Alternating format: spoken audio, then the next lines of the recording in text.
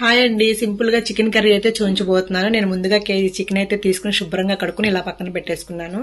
ఇందులో 2 టీ స్పూన్ల కారము, పావు టీ స్పూన్ పసుపు, మన రుచికి సరిపడా ఉప్పు, రుచికి సరిపడా గరం మసాలా, 2 స్పూన్లు పెరుగు ఇలా వేసుకుని చక్కగా చికెన్ పీసులన్నీ కలిసే వరకు బాగా కలుపుకోవాలి. ఇలా చికెన్ పీసులన్నీ కూడా కలిసే వరకు బాగా కలుపుకోవాలండి. ఇలా కలుపుకున్న ఈ చికెన్ పీసులను అయితే ఒక అరగంట సేపు అయితే మనం పక్కన పెట్టేసుకుందాము. ఈలోగా స్టవ్ ఆన్ చేసి కుక్కర్ పెట్టుకుని కేజీ చికెన్కి అయితే 100 గ్రాముల ఆయిల్ పడుతుందండి. ఒక 100 గ్రాముల ఆయిల్ పోసుకుని ఆయిల్ హీట్ ఎక్కాక కొద్దిగా బిర్యానీ దినుసులు తీసుకుందాం. ఇలా కొద్దిగా బిర్యానీ దినుసులు తీసుకున్నాక ఇదే ఆయిల్లో మనం ముందుగా కట్ చేసి పెట్టుకున్న ఉల్లి ముక్కలు, పచ్చిమిర్చి ముక్కలు కూడా వేసేసుకుందాము. ఇలా ఉల్లి ముక్కలు, పచ్చిమిర్చి ముక్కలు కూడా వేసుకుని చక్కగా ఆయిల్లో బాగా ఫ్రై చేసుకోవాలండి. ఈ ఉల్లిపాయ ముక్కలు కూడా మంచి గోల్డెన్ బ్రౌన్ కలర్ వచ్చే వరకు ఫ్రై చేసుకోవాలి.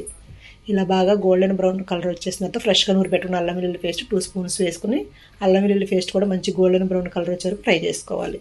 ఇలా ఫ్రై అయిన తర్వాత మనం ముందుగా కలిపి పెట్టుకున్న ఈ చికెన్ పీసులన్నింటినీ కూడా ఆయిల్లో వేసేసుకుందాము. ఇలా వేసుకున్న చికెన్ పీసులన్నీ కూడా ఒక 5 నిమిషాల పాటు బాగా ఫ్రై చేసుకోవాలండి ఆయిల్లో. ఈ మసాలా పట్టే వరకు కూడా ఈ ఆయిల్లో ఒక 5 నిమిషాల పాటు ఫ్రై చేసుకుందాం. అదే మసాలా ప్లేట్లో కొద్దిగా వాటర్ని అయితే తీసుకోండి. వాటర్ అయితే ఎక్కువ పట్టదండి, ఎందుకంటే మనం కుక్కర్లో వండుకుంటున్నాం కాబట్టి వాటర్ చాలా తక్కువ పడుతుంది.